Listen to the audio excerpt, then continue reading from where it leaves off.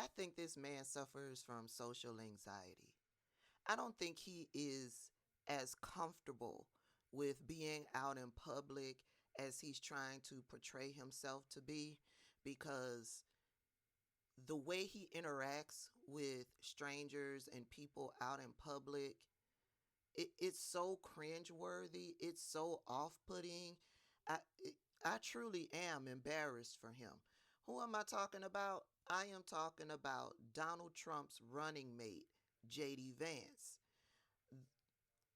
When he's out doing his campaigning, the jokes never land. Um, when he does his interviews, it, it, he tries to talk about policy, or he tries to um, downgrade or basically express that he is not in agreement with Democrat policy, but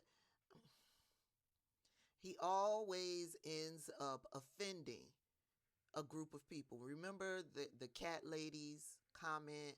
Also, remember he came out and said that those of us women who are past our childbearing years, then it is our responsibility to help with the upbringing of other children, our grandchildren. I don't have any grandchildren, but yeah, that's our new focus now, that we've raised our children and we can no longer have children. Then our duty is to help raise the grandchildren. Yeah, remember he said that, and then it's just all these other little things that he says. They just never land. They're always just like, ugh, ew, he is such an ill human being. Well, he's out on the campaign trail, and he ends up in, I don't know where he is, but he ends up in a donut shop. And it's one of those, it's like when Donald Trump went to the Chick-fil-A here, down here in Atlanta. Um, it's one of those types of events, one of those prepaid, pre-planned events. So he goes into this donut shop, and it is cringe central. I, I felt uncomfortable for the workers. I felt uncomfortable for him. It was just, let me show y'all the video.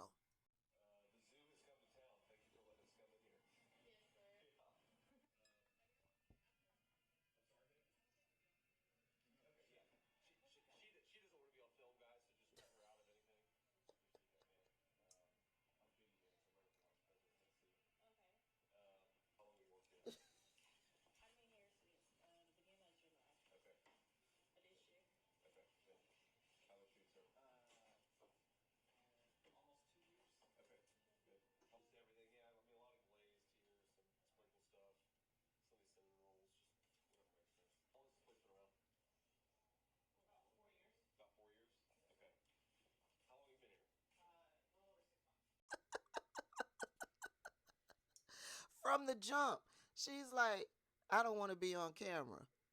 I don't want to be seen with you. She knew who he was. And then he goes on to introduce himself. He's JD Vance. He's running for vice president of the United States. And she was like, okay. Everybody who's talking about this clip is talking about how he orders the donuts. Child, I'm noticing how there's no excitement to see this man. That's what I'm noticing, and it's just not there. It was, I don't know. Even when Donald Trump was at the Chick-fil-A, they had a hype man in the restaurant, so to make it more personable, to cheer on the people in the Chick-fil-A. And so he had none of that at this donut shop. Listen, y'all are more excited to see me when I'm out and about in these Atlanta streets than they were excited to see JD Vance. I was in I was in the grocery store. I forget what grocery store I was in the other day. And this beautiful black lady came in, and she saw me, and then she did a double take, and she was like, Tabitha. And I was like, hey, how you doing? And she was like, I'm one of your supporters. I was like, thank you for the support. Y'all are more excited. My girl over there at the Home Goods, I ran into I ran into over at the Home Goods. We had us a good conversation. This man, I don't know, is it a lack of personality? Is it he's putting off vibes that he really isn't for the people, and that is being picked up on? Is it the stench from Donald Trump? Is it the stench from the Republican Party that's all over him? He is just, but that I could attribute their response to him, how they're responding to him that way. But when it comes to people, professional people who are interviewing him, it's just, child, I don't know. It's just, when I look at how Tim Walz hypes up Kamala Harris, he is supportive of Kamala Harris. He has personality. He him and Kamala are truly a team. When I see them together, it reminds me of the chemistry between Joe Biden and Barack Obama. The, Joe Biden could stand on his own when it comes to personality.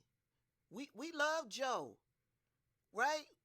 We loved Obama, but we love Joe too. Child, y'all let me know your thoughts. Put it down below.